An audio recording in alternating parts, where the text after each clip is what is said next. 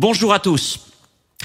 Très heureux de vous retrouver pour ce troisième message dans notre étude de l'épître de la première aux Thessaloniciens.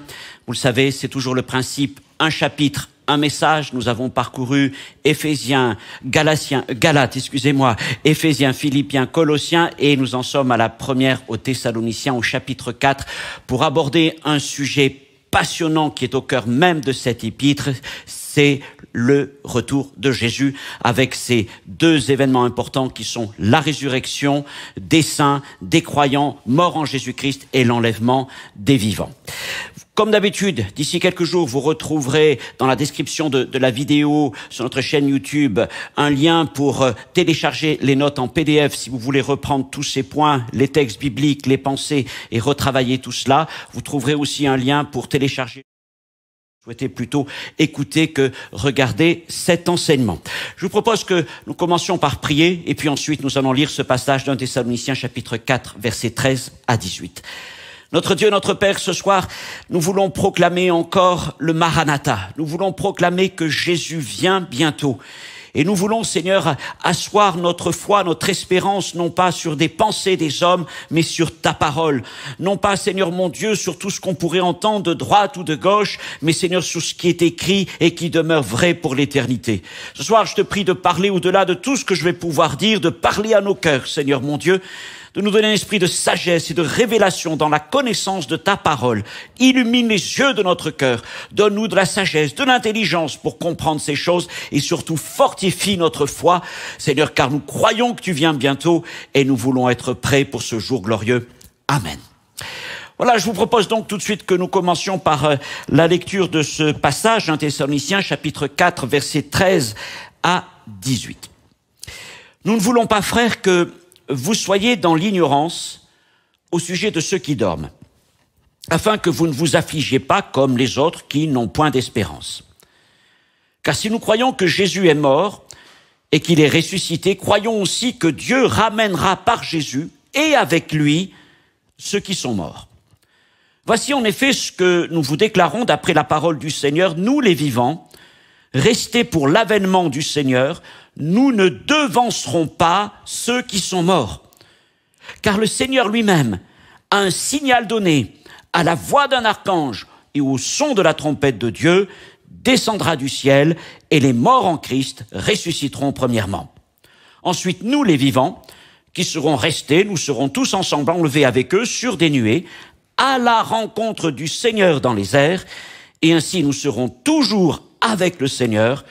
Consolez-vous donc les uns les autres par ces paroles. Amen. Alors rappelons-nous quelques points pour resituer un peu tout ce passage. Rappelons-nous que Paul a écrit cette lettre à une jeune église, rassemblant des disciples n'ayant que quelques mois de conversion tout au plus, pour quelques-uns d'origine juive, pour d'autres païennes. Et cette église est le résultat d'une campagne missionnaire, je vais dire express car écourtée. Elle n'a simplement duré que 3 semaines dans une contrée où l'évangile n'avait jamais été annoncé auparavant. En effet, devant les troubles provoqués par des agitateurs juifs opposés à l'évangile, vous rappelez que Paul avait dû quitter précipitamment la ville pour Bérée. On peut penser que pendant ces 3 semaines, non seulement il les avait évangélisés, mais il avait pris aussi le temps de les enseigner dans certaines des doctrines fondamentales de la foi chrétienne, et il les avait notamment avertis concernant les persécutions à venir. Néanmoins, les disciples qu'il laissait derrière lui contre son gré n'en restaient pas moins de jeunes croyants. Soucieux de leur transmettre ce qui était nécessaire pour la foi, il les avait enseignés notamment concernant ce qu'il appelle l'avènement de Jésus.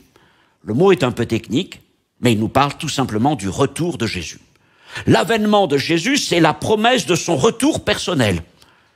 Ou, comme il le dit dans 1 Thessaloniciens chapitre 1er, verset 10, il parle de l'attente de la venue du Seigneur, son attente. Et l'avènement de Jésus est d'ailleurs le thème central de l'épître, puisque le mot est présent à chaque chapitre. Un peu plus loin, dans la deuxième aux Thessaloniciens, où Paul rappelle ce qu'il leur avait enseigné lorsqu'il était présent au milieu d'eux, nous découvrons qu'il n'avait pas hésité à entrer dans des sujets assez pointus. Il les avait avertis d'une apostasie à venir. Il leur avait parlé de l'apparition d'un homme appelé le fils de la perdition, l'impie, l'adversaire, celui que nous connaissons aussi sous le titre de l'Antichrist.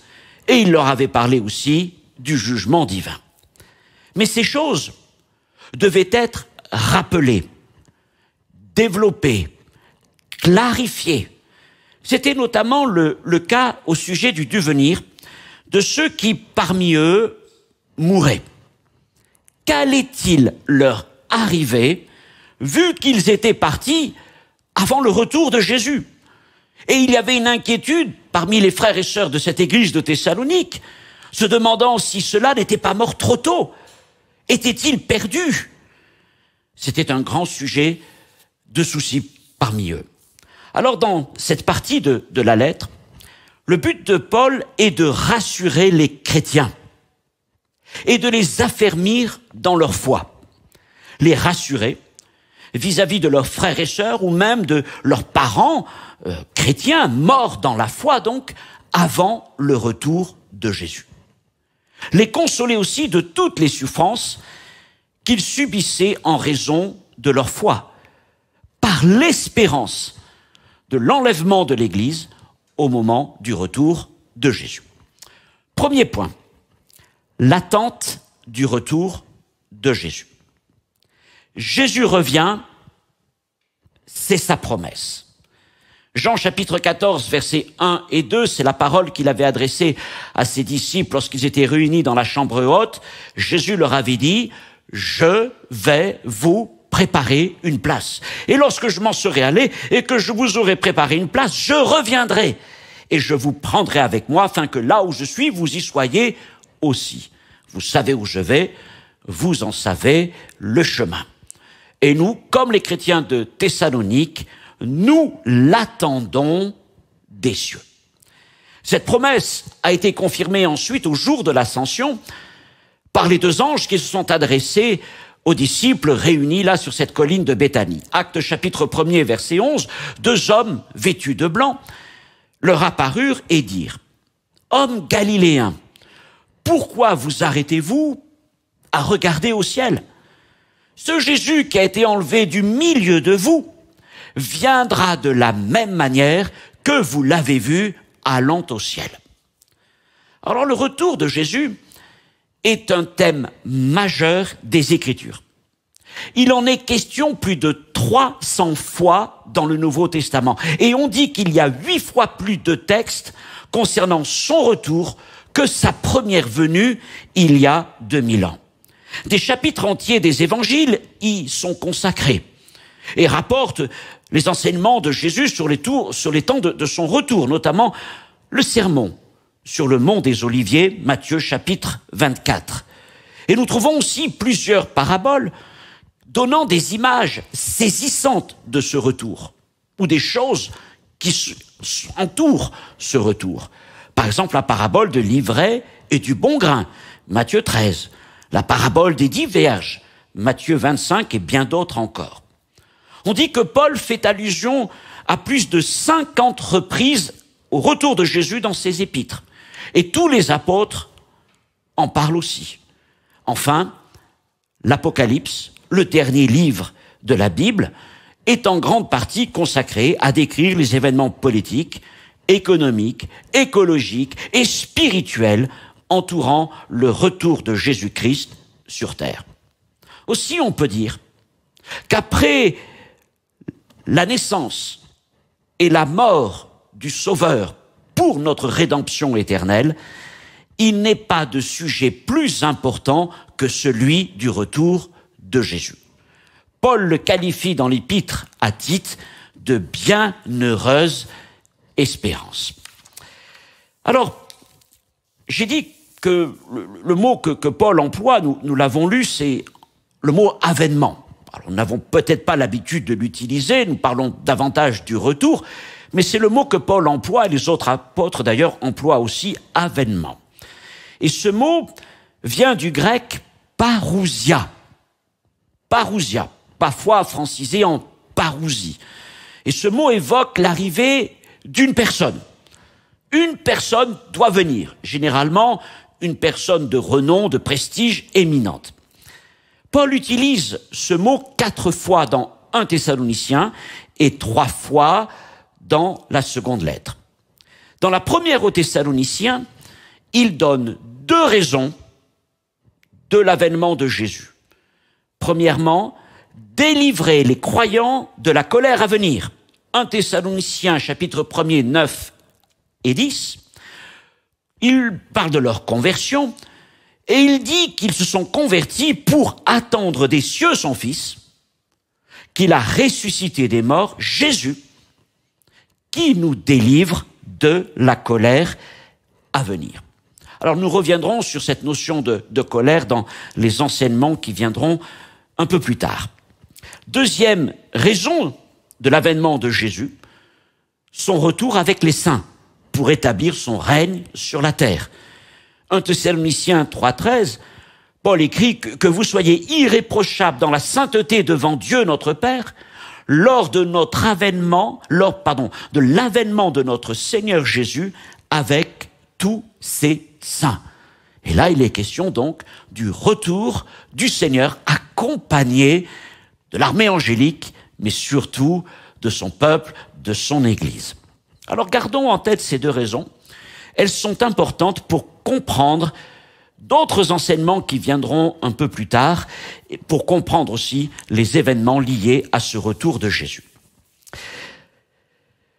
L'attente du retour de Jésus s'accompagne d'une triple espérance. Et les 3 points qui viennent vont nous accompagner comme plan dans le reste de ce message. La première espérance, c'est celle de la résurrection des morts en Christ en premier lieu. Deuxième espérance liée à l'attente du retour de Jésus, l'enlèvement des croyants vivants à cet instant. Et troisième espérance, la réunion de tous, les morts ressuscités, les vivants enlevés, avec Jésus pour toujours. Résurrection, enlèvement et réunion, voilà les points que nous allons maintenant étudier. Commençons par la résurrection, la promesse de la résurrection. C'est ce que nous avons lu au verset 13. Nous ne voulons pas, frères, que vous soyez dans l'ignorance au sujet de ceux qui dorment, afin que vous ne vous affligiez pas comme les autres, qui n'ont point d'espérance. Dans cet épître, Paul développe peu les faits et les conséquences de la résurrection. Il ne s'y étale pas énormément. Il l'aborde davantage dans 1 Corinthiens 15, où se trouve l'enseignement le plus complet à ce sujet. Toutefois, débutant ce passage avec l'expression « nous ne voulons pas que vous soyez dans l'ignorance », il veut donc attirer notre attention, celle des chrétiens de Thessalonique comme nous-mêmes, sur un sujet fondamental. Il place alors cette question de la résurrection dans un cadre plus large, celui de l'avènement de Jésus, et il s'appuie même sur ce qu'il dit être une parole du Seigneur. Paul a reçu plusieurs révélations directes du Seigneur, il en parle, que ce soit concernant la Sainte Seine, que ce soit le mystère de l'Église et bien d'autres choses encore. Et on peut penser que concernant le retour du Seigneur, il ait pu recevoir aussi des révélations directes de la part de Jésus, ou peut-être que certaines paroles du Seigneur lui auraient été transmises par ceux qu'il côtoyait, notamment Luc ou les autres disciples de Jésus. En tout cas, là, il s'appuie sur ce qu'il appelle donc une parole du Seigneur, nous le voyons au verset 15. Et il dit que cet avènement du Seigneur, s'appuyant sur cette parole du Seigneur, nous amène à une promesse, celle de la rencontre avec Jésus dans les airs de tous ceux qui ont cru en lui. Alors, quelques points importants concernant la résurrection. Je l'ai dit, il ne développe pas le sujet dans ce passage. Vous voyez, il y a très peu d'événements, de descriptions concernant la résurrection, mais comme c'est un sujet fondamental, je veux quand même m'y arrêter un peu plus que ce que Paul le fait ici. La Bible enseigne que tous les hommes ressusciteront en vue de comparaître devant Dieu. C'est ce que Jésus dit dans Jean 5, 29. Ceux qui auront fait le bien ressusciteront pour la vie. Et ceux qui auront pratiqué le mal ressusciteront pour le jugement. Donc les pécheurs vont ressusciter pour le jugement. Ça nous amène à un texte d'Apocalypse 20:12, où il est écrit « Et je vis les morts, Jean vit les morts, les grands et les petits, qui se tenaient devant le trône, et ils furent jugés selon leurs œuvres. » Et le trône dont il est question là, c'est le grand trône blanc, et le jugement est celui, le dernier, ce qu'on appelle le jugement dernier. Voilà, les pécheurs ressuscitent pour le jugement et les justes pour la vie. Et le premier de cette résurrection des justes, c'est Jésus lui-même. 1 Corinthiens 15, 20, Jésus est les prémices de ceux qui sont morts. Il est le premier d'entre les morts, le premier à ressusciter. À son retour, Dieu ressuscitera tous ceux qui ont cru en lui de leur vivant. Toujours en Corinthiens chapitre 15, versets 22 à 23, tous aussi revivront en Christ, mais chacun en son rang.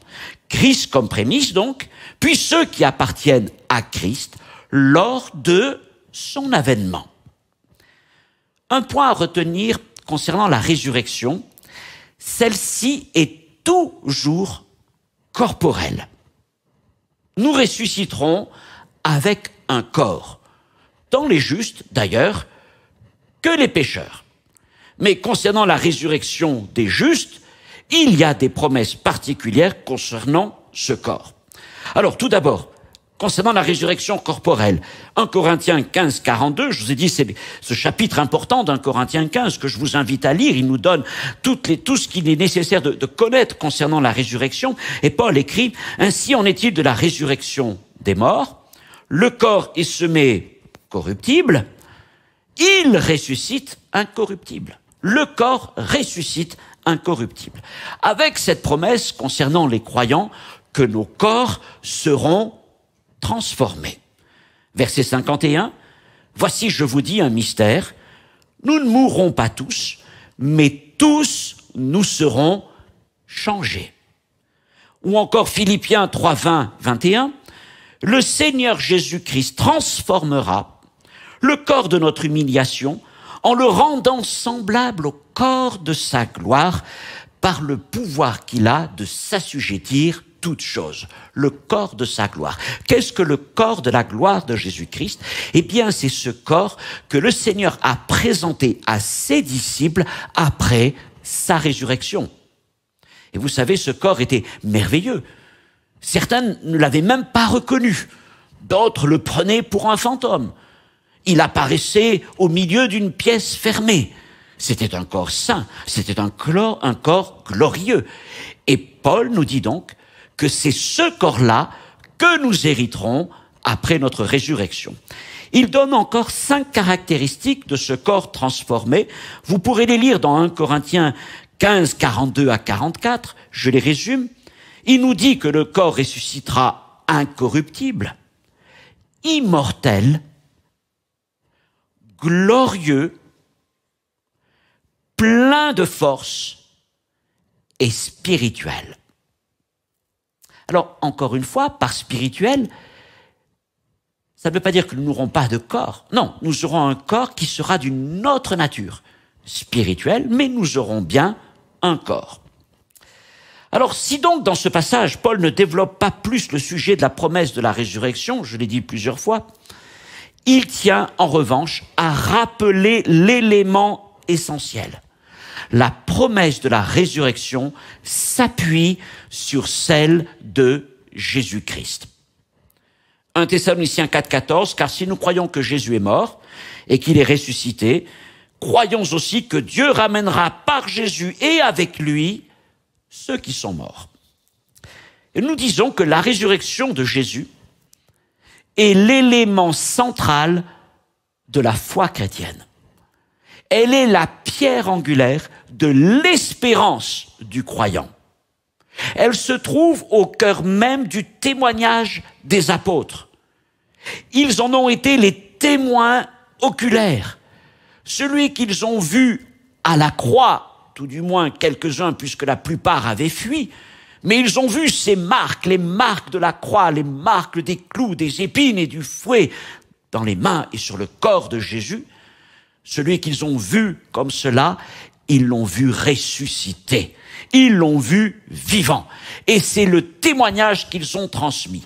Et si vous êtes attentifs, vous verrez que plusieurs fois dans les Actes des Apôtres, Pierre, Jean, Paul se qualifient de témoins de la résurrection. Voilà ce dont ils devaient témoigner. Jésus avait dit, vous serez mes témoins. Témoins de quoi? Témoins qu'il a vaincu la mort, qu'il est ressuscité et qu'il vit pour toujours. Et nous sommes ceux qui avons entendu, qui avons reçu et cru ce témoignage. Nous l'avons reçu par la Bible, nous l'avons reçu par la prédication, nous l'avons reçu à travers le témoignage des frères et des sœurs, qui se transmet ainsi de génération en génération, mais notre foi et notre espérance restent vivantes en un Seigneur ressuscité et vivant pour toujours. Car si nous y réfléchissons, sans cette résurrection de Jésus, il n'y a pas d'espérance future. Il n'y a même pas de foi chrétienne particulière. Le christianisme sans la résurrection de Jésus ne serait qu'une religion avec ses préceptes comme toutes les autres religions. Mais ce qui fait la différence et la force de notre foi, c'est que nous croyons en un Rédempteur ressuscité des morts et vivant pour l'éternité. David, 1000 ans avant Jésus, avait annoncé que la mort n'aurait aucun pouvoir sur le Messie. Psaume 16, versets 9 et 10.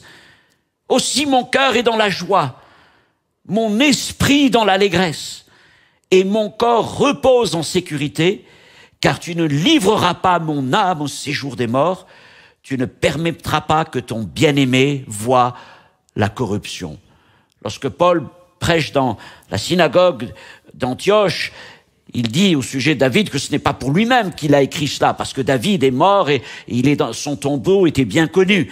Mais quand il dit « mon cœur est dans la joie, mon esprit est dans l'allégresse », il parlait là déjà prophétiquement du Messie de Jésus-Christ. Et Jésus lui-même avait prophétisé sa mort et sa résurrection au moins à 3 reprises à ses disciples alors qu'ils sont en route vers Jérusalem. Notamment dans Matthieu 16, 21, c'est la première annonce. Dès lors, Jésus commença à faire connaître à ses disciples qu'il fallait qu'il allât à Jérusalem, qu'il souffrit beaucoup de la part des anciens, des principaux sacrificateurs et des scribes, qu'il fut mis à mort et qu'il ressuscita le 3e jour. Alors, ce qui est intéressant, c'est que Jésus n'annonce jamais sa mort sans oublier de parler de sa résurrection. Les deux vont ensemble. Car la résurrection donne son sens au fait qu'il ait livré sa vie pour nous. Il avait le pouvoir de donner sa vie et le pouvoir de la reprendre. Je disais des apôtres tout à l'heure qu'ils ont été les témoins de la résurrection et nous voyons à travers les Écritures que sans cesse, ils ont prêché la résurrection de Jésus-Christ. Pour l'apôtre Pierre, au jour de Pentecôte, il dit dans Actes 2, 32, « C'est ce Jésus que Dieu a ressuscité, nous en sommes tous témoins. » Ou encore l'apôtre Paul, toujours dans 1 Corinthiens 15, et dans les versets 3 et 4, on dit que ce sont les versets qui résument son credo, qui résument sa prédication. Et il écrit, « Je vous ai enseigné avant tout, comme je l'avais aussi reçu, que Christ, 1, est mort pour nos péchés, selon les Écritures, 2, qu'il a été enseveli, et 3, qu'il est ressuscité le 3e jour, selon les Écritures, et il rajoute ensuite qu'il est même apparu aux disciples. » de la proclamation de la résurrection de Jésus par les apôtres jusqu'à aujourd'hui par tous les témoins, découle la promesse de la résurrection de ceux qui croient en lui. Nous vivons dans cette espérance de la résurrection des morts parce que Jésus est ressuscité le premier. Romains 8, 11. Je vous donne beaucoup de versets parce qu'il est important de fonder notre foi sur des choses solides et il n'y a rien de plus solide que la parole de Dieu. Et c'est d'autant plus important quand nous parlons de sujets comme celui de la victoire sur la mort, comme celui de la résurrection. Parce qu'on est au centre même de la foi chrétienne. Romains 8, 11. Donc, et si l'esprit de celui qui a ressuscité Jésus d'entre les morts habite en vous, celui qui a ressuscité Christ d'entre les morts rendra aussi la vie à vos corps mortels par son esprit qui habite en vous. Et j'ai envie de vous dire, peu importe l'état de votre corps, que votre corps ait été usé par l'âge, par la maladie, détruit d'une manière ou d'une autre, eh bien, le Seigneur a le pouvoir de ressusciter votre corps mortel, et nous l'avons dit tout à l'heure, de le transformer en corps glorieux. Vous vous rappelez peut-être Jean chapitre 11, lorsque Marthe et Marie, les deux sœurs, vont avertir Jésus de la maladie grave de leur frère, et vous savez comment Jésus va tarder en quelque sorte, puisque lorsqu'il arrive à Béthanie, là où ces femmes habitent, Lazare est mort depuis 4 jours. Mais dans son dialogue avec Marthe, Jésus a des paroles très importantes, parmi les plus importantes qu'il y ait dans cet évangile. Jean chapitre 11, versets 25 à 26. Jésus dit à Marthe, « Je suis la résurrection et la vie. Celui qui croit en moi vivra quand même il serait mort. Et quiconque vit et croit en moi ne mourra jamais. » C'est la promesse de la résurrection. Mais il finit par cette parole en interpellant Marthe. Et ce soir, c'est chacun d'entre nous qui l'interpelle aussi. Et il lui posa cette question, « Crois-tu cela ?» Et le Seigneur nous interroge encore chacun. « Crois-tu cela? Crois-tu que Jésus est la résurrection et la vie ?»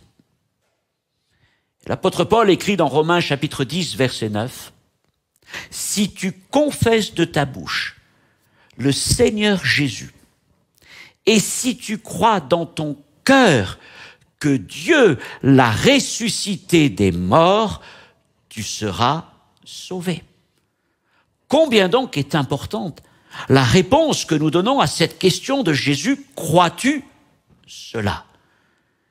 Ce n'est pas simplement une croyance doctrinale, parce qu'on nous aurait dit, voici ce qu'est la doctrine chrétienne, la résurrection des morts. Non, ce qui intéresse Jésus, ce n'est pas ce que tu sais, mais ce que tu crois dans ton cœur, avec cette conviction scellée par la puissance du Saint-Esprit. Nous avons donc parlé d'une triple espérance, vous vous rappelez, concernant l'avènement de Jésus. Et nous avons vu la première partie, la résurrection des morts en Christ. J'en ai parlé de 2 autres, l'enlèvement à leur côté des croyants vivants, et puis le fait que nous allions ensemble à la rencontre du Seigneur. Alors maintenant, intéressons-nous davantage à l'espérance de l'enlèvement, qui concerne plus particulièrement ceux qui sont vivants au temps du retour de Jésus. Paul décrit 3 principaux éléments annonçant l'enlèvement de l'Église. Il parle d'un signal donné. C'est une expression qui est traduite encore par un cri de commandement, par exemple dans la version Darby. Et là, il est question d'un cri militaire. Il fait mention aussi de la voix d'un archange. Et un archange, c'est un chef puissant. Et enfin, le son de la trompette de Dieu. Avant de rentrer dans la compréhension de ces 3 éléments, je veux affirmer encore ceci, c'est que, comme il l'a promis, Jésus revient, et il revient pour nous prendre avec lui. Il revient pour nous chercher. Et j'insiste sur cela, parce que je vois apparaître de plus en plus d'enseignements qui tournent, où, peut-être en raison du temps passant, certains commencent à remettre en cause, ou à vouloir spiritualiser ce retour de Jésus. Oui, il revient, c'est vrai, mais l'enlèvement, c'est pas vraiment un enlèvement. Et je crois qu'il y a des moments où il nous faut prendre la parole de Dieu telle qu'elle se présente à nous. Alors, oui, il y a des moments, c'est vrai, il y a des passages qui sont poétiques, il y a des passages qui sont symboliques, mais vu que Paul est en train de leur parler directement, on est vraiment dans des phrases qui s'enchaînent. Voilà, on n'est pas dans de la poésie, on n'est pas dans du symbolisme. Ce sont des paroles directes, des paroles d'enseignement, des paroles de doctrine. Et je pense pas que Paul, dans la manière dont il écrit là, soit en train de spiritualiser les choses. Non, oui, il leur dit véritablement, et c'est ce qu'il nous dit aussi, que Jésus revient pour prendre son Église, pour l'enlever et l'emmener avec lui. Alors je parlais donc de ces trois principaux éléments, le signal, la voix, la trompette, et il y a deux manières de comprendre cette description. Ces trois éléments peuvent être compris comme des signaux militaires, insistant sur la puissance, l'autorité et la gloire de l'événement. Cette voix, ce signal, ce son de la trompette, se feront alors entendre partout et par tous, sur toute la terre, sans que personne ne puisse l'ignorer. Et donc, si on suit cette approche militaire, en quelque sorte, on comprend mieux aussi l'idée avec le verbe « enlever ». En grec, le verbe veut dire harpazo, vous le verrez, peu importe si vous le retenez ou non, c'est pas l'essentiel. Mais ce verbe est intéressant. Il veut dire empoigner avec force. Il veut dire arracher. Or, autrement dit, je vois ça comme une espèce d'action commando. C'est pas Jésus qui descend sur la terre, ou des anges qui sont là et qui nous montez tranquillement, allez-y, ou qui nous prendraient par la main, on y va, on monte. Non, c'est bon, il nous arrache de la terre et il nous emmène sur les nuées des cieux. Donc c'est vraiment un coup d'éclat, c'est un coup de force. Nous serons tous enlevés d'une manière irrésistible. Enfin, quand je dis tous, vous comprenez ce que je veux dire. Je parle certainement pas d'un enlèvement universel, mais de l'enlèvement de ceux qui auront cru en Jésus. L'autre manière de comprendre la description de l'enlèvement est en référence à Israël. Alors pour certains, ces éléments nous rappellent la manifestation de Dieu sur le mont Sinaï au temps de Moïse. Je vous renvoie à la lecture d'Exode chapitre 19, versets 16 à 20. Je ne la ferai pas dans cette vidéo, mais je vous y renvoie. Et vous verrez que dans ce passage glorieux où Dieu vient sur cette montagne, on retrouve plusieurs des éléments dont Paul fait mention dans notre passage. Par exemple, il est question de la nuée. Il est aussi question de la trompette. Il est question de la rencontre entre Dieu et le peuple. Il est parlé de Dieu qui descend sur la montagne et de Moïse qui monte sur celle-ci. Donc, c'est vrai qu'il y a une convergence de vocabulaire, un en hébreu, l'autre en grec, et il y a certainement des choses à retenir par rapport à cette image. Et d'autres vont faire le lien, en raison du mot trompette, avec cette fête qui est celle des trompettes. Elle est instituée notamment dans Lévitique chapitre 23 à 24 et peut-être le savez-vous, je ne le développe pas maintenant, ça mériterait tout un enseignement très intéressant. Beaucoup font le lien entre la fête des trompettes et le retour de Jésus-Christ. Car en effet, dans l'enchaînement du cycle des fêtes de l'Éternel, c'est comme si l'Église en était parvenue à la Pentecôte. Il y a eu la Pâque, il y a eu la résurrection, il y a eu donc ça, c'est les fêtes de mars-avril. Puis 50 jours plus tard, il y a eu la fête de la Pentecôte accomplie dans Acte 2. Et là, nous sommes rentrés dans tout le temps de l'histoire de l'Église, de l'ère de l'Église, avant d'arriver vers les fêtes des moissons de fin d'année, qui commencent en gros en septembre pour aller jusque vers la mi-octobre. Et la première de ces fêtes, c'est celle des trompettes, et certains disent que cette fête pourrait marquer le retour de Jésus. Alors, ça, c'est quelque chose qui devrait être creusé bien plus en avant, mais il y a certainement des points intéressants, en tout cas, à étudier. Chacune des images que je viens de mentionner nous amène en tout cas à réfuter une expression trop souvent associée à cet événement du retour de Jésus et de l'enlèvement d'Église, lorsque certains parlent d'un retour secret de Jésus pour son Église. Parce que même s'il sera bref, Paul dit ça se fera en un clin d'œil. Mais je vois pas comment un événement où il y a la voix d'un archange, le son de la trompette de Dieu pourrait passer inaperçu. À mon avis, même s'il est extrêmement court, il sera immanquable par tous. Et tout le monde va être saisi par ce qui vient de se passer, comme un éclair de lumière, comme un bruit extraordinaire qui vient de traverser l'univers et la terre tout entière. Alors, un point saisissant qu'on ne peut manquer dans le verset 17, parce qu'il l'appuie quand même à plusieurs reprises, je suis en train de compter, j'en vois au moins 3 fois, c'est l'utilisation d'abord de la première personne du pluriel, nous, et nous les vivants. Nous les vivants. Et qu'est-ce que ça nous amène à comprendre? Peut-être relisons-le. Ensuite, nous les vivants, donc après la résurrection, après ces cris de guerre, nous les vivants qui seront restés, nous serons tous ensemble enlevés avec eux, c'est-à-dire les morts en Christ ressuscités sur des nuées, à la rencontre du Seigneur dans les airs, et ainsi nous serons toujours avec le Seigneur. Autrement dit, Paul attendait le retour de Jésus avec l'espérance d'y participer de son vivant.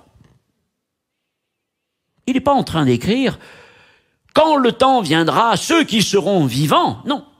Pour lui, c'est véritablement quelque chose qui peut arriver dans sa génération, dans son temps. Il pense qu'il en sera le témoin direct, Dieu voulant. Alors, je vous prie de garder ça en tête, ça sera très important lorsque je reviendrai d'ici quelques semaines dans un enseignement sur 2 Thessaloniciens chapitre 2. Et c'est vraiment un point pour comprendre la logique de ce chapitre très important en matière des temps du retour de Jésus. En tout cas, il était à ce moment-là très loin d'imaginer que 2000 ans plus tard, nous serions toujours dans la même attente. J'ai parlé de l'attente du retour de Jésus, qui nous amène à 3 espérances. La première, la résurrection des morts. La deuxième, l'espérance de l'enlèvement. Et enfin, dernier point, la rencontre et la réunion avec Jésus. Le but de la résurrection des morts en Christ et de l'enlèvement des vivants est d'aller à la rencontre du Seigneur sur des nuées, dans les airs, pour être réunis. C'est un verbe qu'il emploie dans 2 Thessaloniciens 2:1, où il parle de la réunion des saints, pour être réunis avec Christ, avec lui, avec le Seigneur, pour toujours. Alors c'est vrai, quand on y réfléchit, à cet instant, toutes les lois de la vie et de la physique, la résurrection et l'enlèvement, toutes ces lois seront outrepassées par Jésus.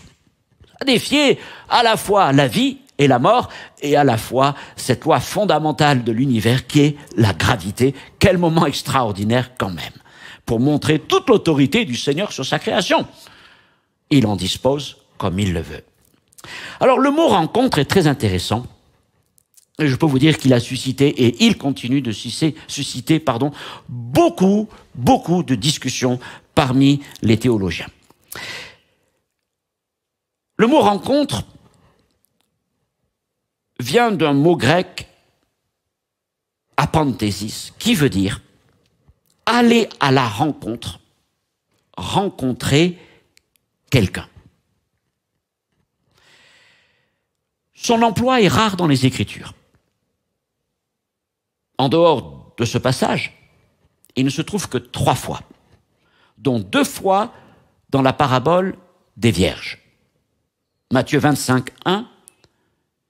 Alors le royaume des cieux sera semblable à 10 vierges qui, ayant pris leur lampe, allèrent à la rencontre, apanthésis, de l'époux.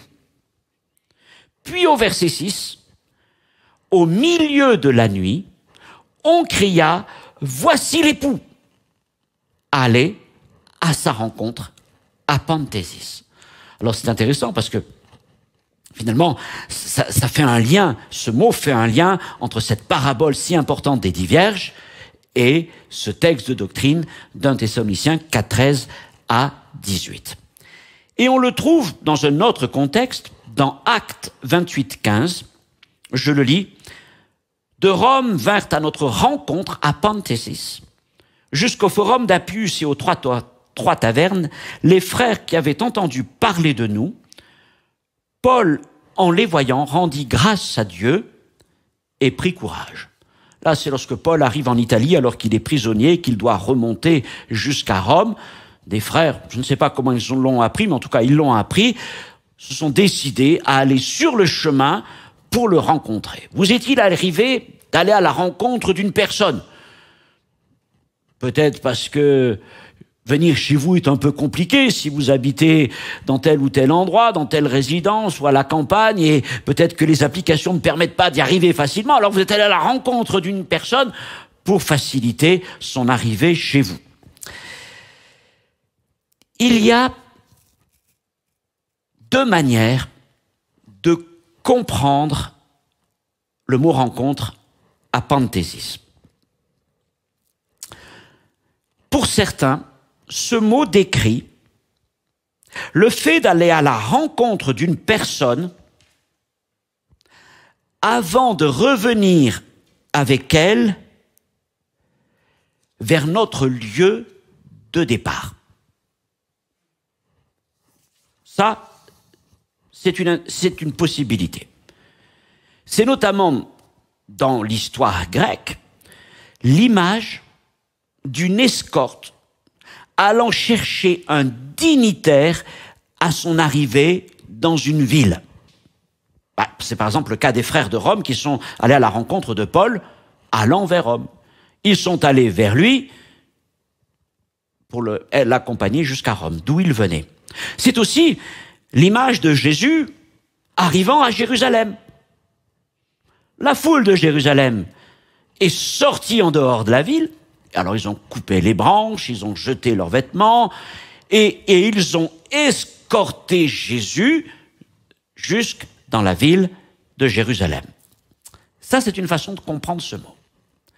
Pour d'autres, aller à la rencontre signifie rejoindre une personne à un lieu de rendez-vous pour la suivre au lieu d'où elle vient. C'est en quelque sorte l'inverse.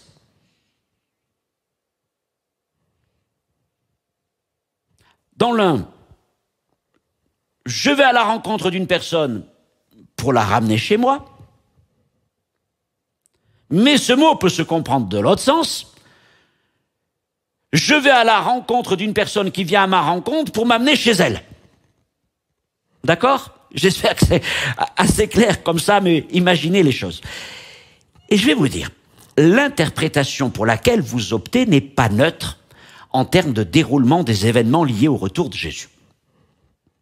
Parce que si vous pensez qu'il s'agit d'aller vers Jésus pour revenir avec lui à notre endroit de départ sur la terre, c'est ce que nous montre cette image. Autrement dit, Jésus vient sur les nuées, nous allons à sa rencontre sur les nuées, et lui revient avec nous à notre point de départ sur la terre. Alors, si on voit les choses comme ça veut dire que, en quelque sorte, le retour de Jésus est un processus continu qui va du ciel, du trône de Dieu, sur les nuées et directement sur la terre, avec juste un arrêt intermédiaire sur les nuées du ciel. Et ça, c'est important parce que on voit alors le retour de Jésus comme une phase unique, donc de descente du ciel vers la terre. Et ceux qui ont cette approche ont alors une interprétation et une vision qu'on qualifie de post-tribulationniste. Oh, fallait que j'aie des termes techniques, n'est-ce pas? Qu'est-ce que c'est le post-tribulationnisme? Vous l'avez peut-être déjà entendu. D'après les textes prophétiques, notamment ceux de Daniel, la fin des temps sera marquée, en tout cas les temps du retour de Jésus seront marqués par une période de tribulation, que certains appellent même de grande tribulation. Alors, certains voient le retour de Jésus, en s'appuyant bien sûr sur des textes bibliques, avant cette période de tribulation, d'autres au milieu de cette tribulation, et d'autres aussi après cette tribulation. Et ceux qu'on appelle post-tribulationnistes considèrent que l'Église va traverser toute la période des épreuves, des jugements que Jean décrit dans l'Apocalypse. Les sceaux, les trompettes et les coupes. Et Jésus, revenant sur terre pour juger les nations et sauver Israël au moment de l'Armageddon, la bataille ultime, la bataille finale, c'est à ce moment-là que s'accomplit aussi la résurrection des morts et l'enlèvement des vivants croyants, qui ont donc traversé toute la tribulation pour aller à sa rencontre sur les nuées et l'escorter à son arrivée sur terre. Donc vous voyez, c'est pas neutre. Pour eux, c'est une phase unique. Maintenant, il y a une autre approche qui est basée sur l'autre façon de considérer aller à la rencontre, le mot apanthésis donc, elle est un peu plus compliquée, parce qu'elle se fait en deux étapes. Jésus revient sur les nuées. Ok. Les morts en Christ ressuscitent, les vivants sont enlevés, nous retrouvons Jésus sur les nuées, nous sommes réunis avec lui, jusque-là, pas de changement. Mais dans cette deuxième approche, ce n'est pas l'escorte qui ramène Jésus vers chez elle, mais c'est Jésus qui nous emmène chez lui. Et alors, dans cette approche, on va parler de pré-tribulationnisme. C'est-à-dire que Jésus vient... Alors, je vais être un peu plus large. Je vais parler dans une saison, la saison du retour de Jésus, mais il vient avant cette période de grand jugement devant s'abattre sur la terre pour préserver son Église. Il vient chercher son Église, l'emmener avec lui dans les cieux et revenir avec elle au moment de l'Armageddon. Autrement dit, pendant toute la période ou une partie de cette période de jugement, l'Église a été comme préservée, ayant été emmenée par le Seigneur dans les cieux. J'espère avoir été suffisamment clair. Vous avez ces images qui pourront peut-être vous aider à mieux les comprendre, sinon vous pourrez reprendre les notes.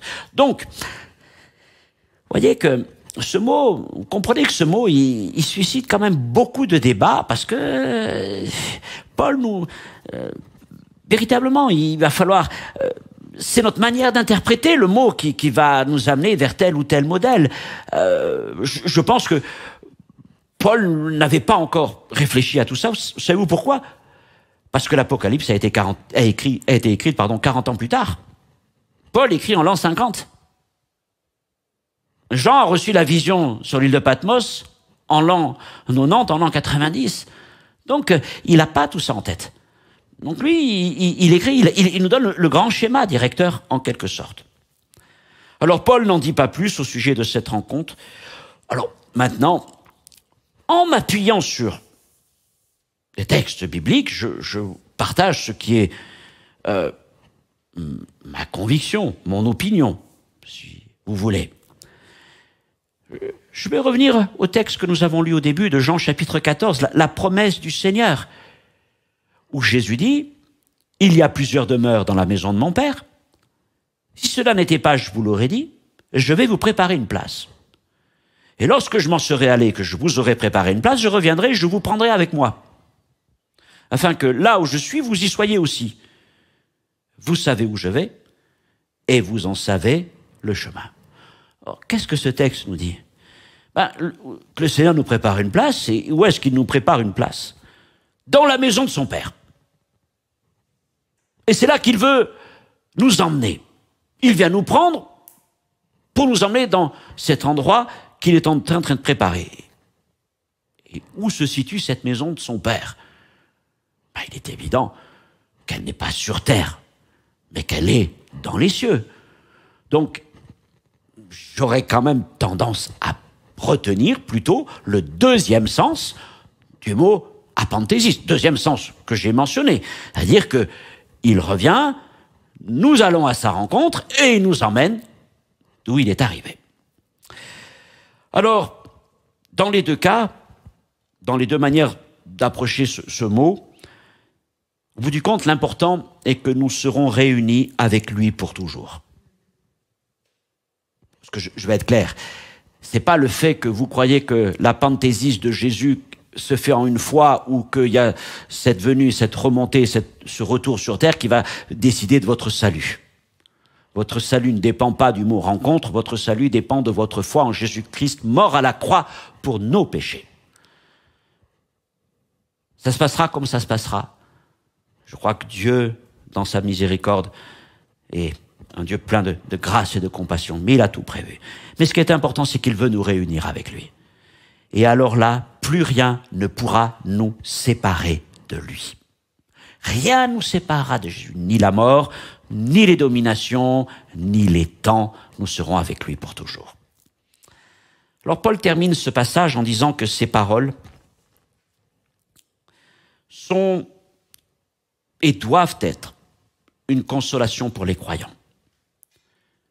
Au-delà de toutes les séparations que ces chrétiens de Thessalonique ont connues ou que nous avons connues, et quand je parle de séparation, je parle de deuil. Au-delà de toutes les souffrances que les chrétiens ont connues et connaissent sur cette terre, ces paroles sont des paroles de consolation. Il y a une espérance, notre espérance, fondée sur la résurrection de Jésus-Christ et sur la promesse qu'il reviendra nous chercher. Il n'oubliera ni ceux qui sont morts, ni ceux qui sont vivants, et il nous réunira tous dans les cieux. Et puis, permettez-moi de rajouter, j'ai envie de faire comme l'apôtre Paul. J'ai envie de dire, nous les vivants. Il l'a écrit il y a 2000 ans. Et je pense que ça a été la foi de tous les chrétiens, la foi des chrétiens bibliques, ceux qui avaient cet accès aux Écritures. Et c'est la nôtre aussi. Nous les vivants qui serons restés, nous serons tous ensemble enlevés. Avec eux sur des nuées, nous irons à la rencontre du Seigneur dans les airs et ainsi nous serons toujours avec lui. Et j'ai envie de dire, plaise à Dieu, ça s'accomplisse de notre vivant.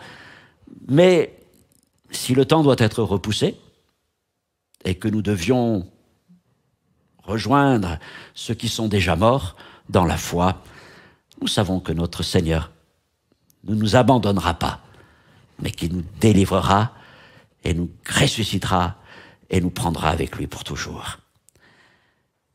Je voudrais vous dire aussi que ces paroles, tout ce que nous venons de voir, vont servir d'introduction aux enseignements concernant le retour de Jésus qu'il va développer par la suite. Et dans le prochain message, il sera question plus particulièrement du jour du Seigneur. Et c'est notre frère Michel Zek qui le partagera avec nous et il réunira 2 chapitres dans le prochain enseignement, 1 Thessaloniciens chapitre 5 et 2 Thessaloniciens chapitre 1 qui traitent tous les deux de deux aspects du jour du Seigneur. Quant à moi, d'ici quelques jours, j'aborderai le deuxième chapitre de 2 Thessaloniciens. Et dans le courant d'été, pour le courant d'été, je suis en train de travailler à une série d'études sur les 4 visions du prophète Daniel. Je pense que c'est important que nous puissions replacer ces choses au milieu de nous, car les visions de Daniel sont extraordinaires. Elles ont traversé l'histoire et elles sont encore des paroles de Dieu pour notre génération. Et l'Église doit connaître ce que Daniel a proclamé de la part du Seigneur, car il est impossible de comprendre les textes de 1 Thessaloniciens, 2 Thessaloniciens, voire même le Sermon sur la montagne, Matthieu 24, voire l'Apocalypse, sans connaître les prophéties de Daniel. Donc ça, nous le verrons dans le courant du mois de juillet et d'août. Dans tous les cas, que le Seigneur vous bénisse, qu'il vous encourage, persévérez dans la foi, que ces paroles encore soutiennent votre cœur. Jésus a vaincu la mort et il ne nous oubliera pas. Te disons merci Seigneur pour toutes les promesses extraordinaires de ta parole, à commencer par celle de la vie éternelle. Seigneur, cette vie commence dès aujourd'hui, dès l'instant, Seigneur, où tu nous as fait naître de nouveau, où ton esprit est venu habiter en nous par ta grâce. Te remercions pour tout ce que tu as accompli et pour tout ce que tu es en train de préparer. Seigneur, tu as dit que sur la terre, tu as accompli toutes choses et tu nous dis aussi que dans le ciel, tu nous prépares une place. Et nous avons hâte de découvrir les choses extraordinaires que tu as préparées pour nous. Alors nous disons, Maranatha, viens Seigneur, viens bientôt mon Dieu. Amen. Que Dieu vous bénisse. Au revoir.